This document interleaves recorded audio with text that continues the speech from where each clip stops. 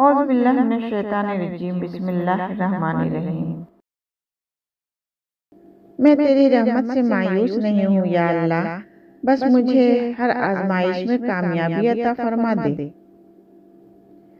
اس دنیا کا سب سے بڑا خسارہ نماز اور قرآن کو کھو دینا ہے، یعنی اگر ہماری زندگی میں نماز اور قرآن نہیں ہے تو اس سے بڑا خسارہ اور کوئی نہیں۔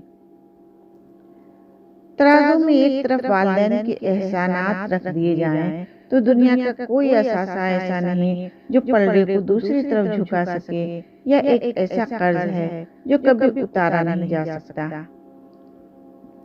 ایسے لوگوں سے کنارہ کیجیے جن کی گفتگو کا موضوع دوسروں کی ذات ہو۔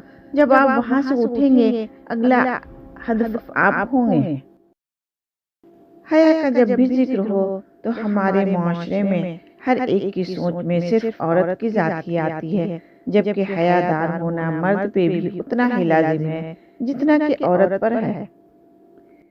یہ زندگی ہے، اس میں بہت سارے لفظ بولے جاتے ہیں، بہت سے لفظ سہنے پڑتے ہیں، بہت سارے لفظوں کے ایک سے زیادہ معنی ہوتے ہیں۔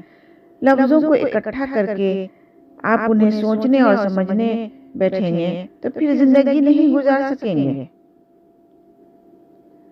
بہترین زندگی جینے کے لیے اس حقیقت کو تسلیم کرنا پڑتا ہے کہ سب کو سب کچھ نہیں مل سکتا۔ قرآن اللہ کا کلام ہے یا آسمانی مرہم ہے، یا اللہ کی طرف سے شفا ہے مومنوں کے لیے۔ اگر اس کو ہم تھام لیں گے تو اللہ ہمیں تھام لے گا۔